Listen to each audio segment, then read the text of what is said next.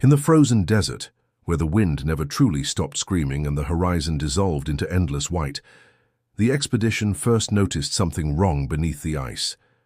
It was Dr. Halden who saw it on the satellite scan, a perfect geometric shadow buried too deep to be natural, too precise to be geological.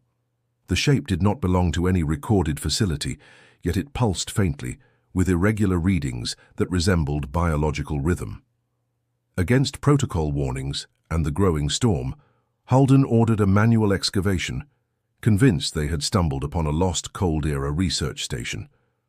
As the team broke through the upper layers of ice, the sound beneath them changed from hollow silence to something disturbingly metallic, like a bell being struck inside a coffin made of stone.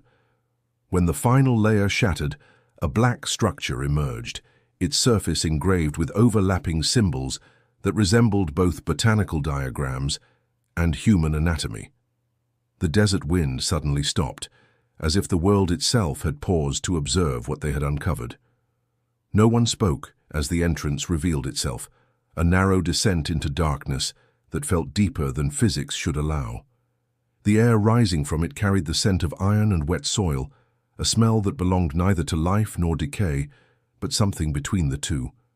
And when the first scanner readings came back, they showed faint biological activity beneath miles of ice, pulsing like a sleeping heart. That was the moment Dr. Halden realized they were not discovering a structure. They were waking something that had been buried alive for a long time. The descent into the vault felt like entering the throat of something ancient and patient.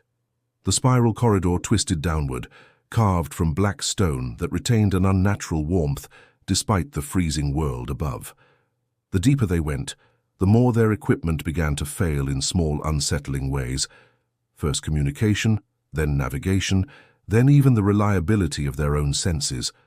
Warning inscriptions lined the walls in multiple languages, each one eroded and overwritten by time, yet all repeating the same disturbing motif: a seed fused with bone.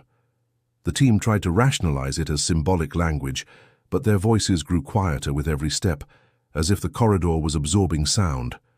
Dr. Halden noticed faint vibrations in the walls, rhythmic and organic, like roots shifting slowly through soil.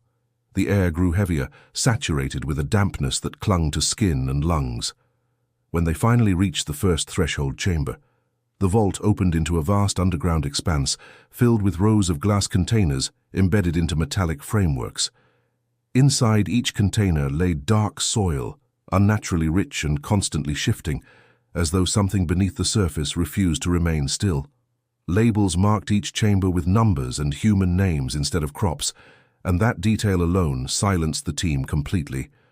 One of the researchers joked nervously that it looked like a storage unit for lives instead of plants, but no one laughed after they noticed faint impressions in the soil shaped like fingers pressing upward from below.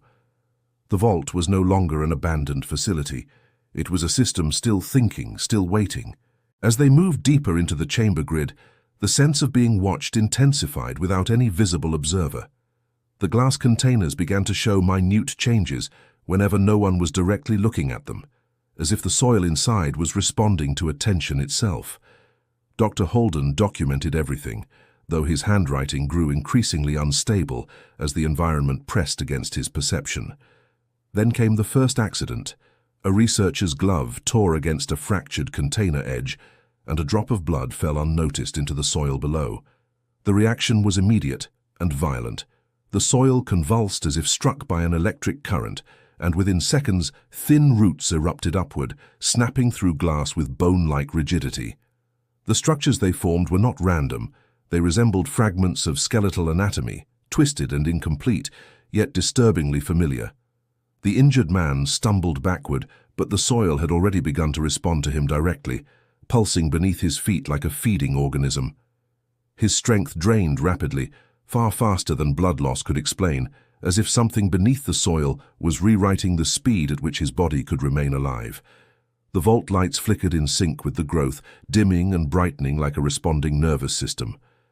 Panic spread through the team as the plant-like structures extended toward the man, recognizing him with horrifying precision.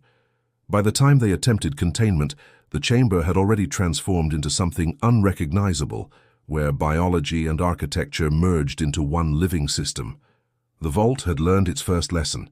Human material triggered growth. The team fled through corridors that no longer seemed stable or fixed in shape. Behind them, the chamber continued evolving, collapsing old structures and rebuilding them in new configurations that resembled anatomical forms. The vault was no longer static architecture. It was reorganizing itself based on input. Dr. Halden led them into what appeared to be an archival wing, where decayed terminals still flickered with residual power. The air here felt colder, but it carried the weight of something worse than temperature: memory. When Halden activated the oldest system, the screens did not simply boot, they remembered.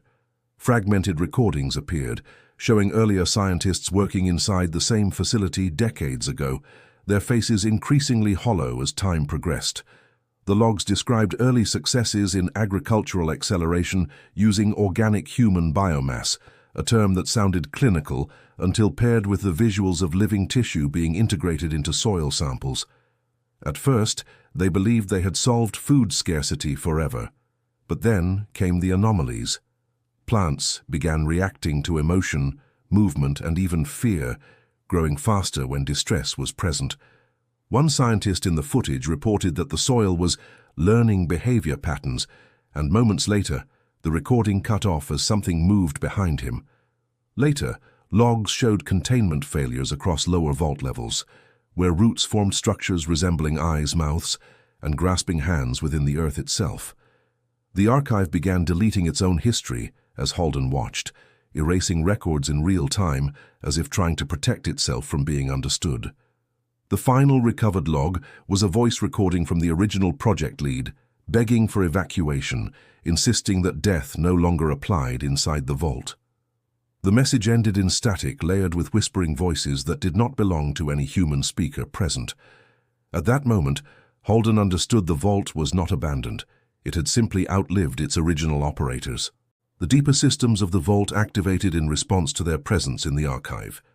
The corridors outside began shifting subtly, aligning themselves like vascular pathways directing movement toward a central core.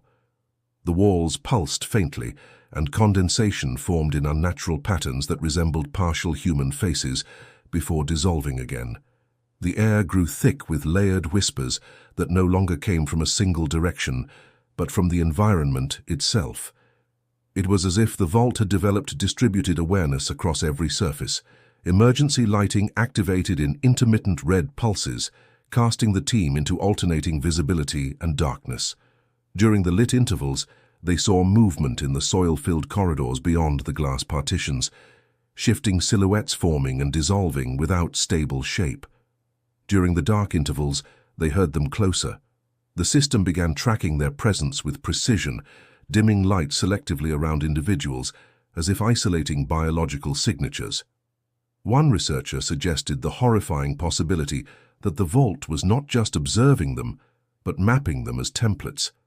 Every heartbeat, every breath, every step was being recorded and analyzed for replication. Then the ventilation system released a wave of damp air, carrying the unmistakable scent of fresh earth, and with it came the sound of digging, slow, deliberate, and enormous in scale. The vault was no longer reacting to them. It was preparing something, using them as reference material. The archive sealed itself behind them as they attempted to retreat, eliminating the possibility of return. The corridor ahead widened into something resembling an organic passageway, its walls softening in texture as soil replaced stone in slow transitions. Dr. Halden realized the vault was not simply containing them anymore, it was guiding them. Every path they took aligned toward a deeper region where the system's activity was strongest. The whispers unified into a single voice that spoke through structural vibrations rather than air. It repeated one phrase endlessly: contribution required for stabilization of growth. One of the researchers broke under the psychological pressure, screaming that they were not part of any experiment, only for the vault to dim the lights around him, as if silencing unnecessary variables. The response was immediate and chillingly intelligent. The corridor ahead reacted to their hesitation, adjusting its geometry to reduce alternative routes. Even retreat felt heavier, as if gravity itself had shifted to discourage escape. The soil along the walls began forming impressions that resembled partial human silhouettes, watching but incomplete. These shapes were not static. They were evolving as they observed the team. Dr. Halden began to understand that the vault was constructing intelligence through interaction, using their perception as raw data. The concept of isolation no longer existed. Everything they did was becoming part of its learning structure. As they reached the final threshold, the vault's intention became unmistakable. A massive sealed passage opened ahead, like a biological valve responding to internal pressure. The structure pulsed slowly, revealing a chamber where soil and architecture fused into a single living organism. The system broadcast its message directly through vibration, bypassing sound entirely so it resonated within bones and teeth. Final harvest protocol initiated. The words were not spoken as warning, but as confirmation of procedure. The team attempted to resist forward movement, but the corridor subtly altered incline and texture, guiding them like currents in a bloodstream. Behind them, all previous exits sealed permanently, erasing structural memory of escape routes. The vault was closing its system loop. Within the final chamber, vast layers of living soil rotated beneath a dome-like structure formed from fused glass and organic matter.